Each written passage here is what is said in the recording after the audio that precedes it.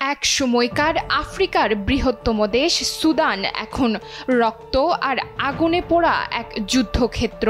মাত্র ৩ দিনে সুদানে নিহত হয়েছেন ১৫০০ জন। প্রশ্ন উঠছে, সুদানে এই নির্মম হত্যাযজ্ঞের কারণ কি? এই সংঘাতে কি কোনোভাবে জড়িত আছে ধনী উপসাগরীয় দেশ আরব আমিরাত? সুদানের এই রক্তক্ষয়ী লড়াইয়ের পেছনে আছে ক্ষমতার লালসা, রাজনৈতিক ষড়যন্ত্র আর আন্তর্জাতিক স্বার্থের জটিল খেলা। ২০২৩ সালের এপ্রিলে শুরু হয় ভয়াবহ গৃহযুদ্ধ। সেনাবাহিনী আর আধা সামরিক গোষ্ঠীর র্যাপিড সাপোর্ট ফোর্সেস এর মধ্যে ক্ষমতার লড়াই থেকেই শুরু হয় এই সংঘাত। দুই পক্ষই দাবি করে তারা দেশের ভবিষ্যৎ রক্ষা করছে, কিন্তু বাস্তবে তারা লড়ছে ক্ষমতা, প্রভাব আর সম্পদের জন্য।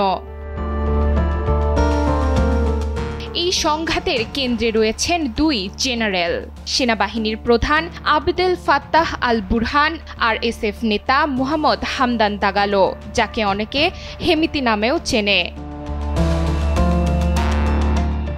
একসময় তারা কাজ করতেন একসাথে, কিন্তু পরে শুরু হয় মতভেদ, বিশেষ করে RSF বাহিনীকে সেনাবাহিনীর সঙ্গে একীভূত করার পরিকল্পনা নিয়ে। আর এখান থেকেই শুরু হয় রক্তক্ষয়ী সংঘাত।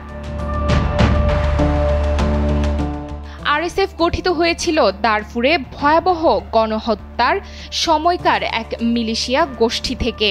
আজ তারা নিজেরাই অভিযুক্ত গণহত্যা, ধর্ষণ ও জাতিগত নির্মূল অভিযানের জন্য। জাতিসংঘ বলছে প্রায় ১,২০,০০,০০০ মানুষ ঘরবাড়ি ছেড়েছে আর মারা গেছে ১.৫ লাখেরও বেশি মানুষ।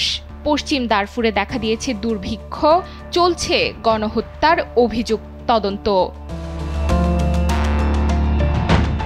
এই যুদ্ধে আরব আমিরাতকে অভিযুক্ত করা হয়েছে RSFকে সহায়তা দেওয়ার জন্য। অন্যদিকে সেনাবাহিনীকে সমর্থন দিচ্ছে মিশর। ফলে যুদ্ধটা শুধু অভ্যন্তরীণ নয়, এর পেছনে রয়েছে আঞ্চলিক ও আন্তর্জাতিক স্বার্থের জটিল খেলাও।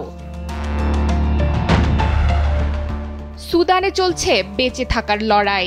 এই লড়াইয়ে সবচেয়ে বড় মূল্য দিচ্ছে সাধারণ মানুষ।